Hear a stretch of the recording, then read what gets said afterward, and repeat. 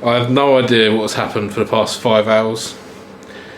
I woke up upstairs. I mean, this is just too much. Just...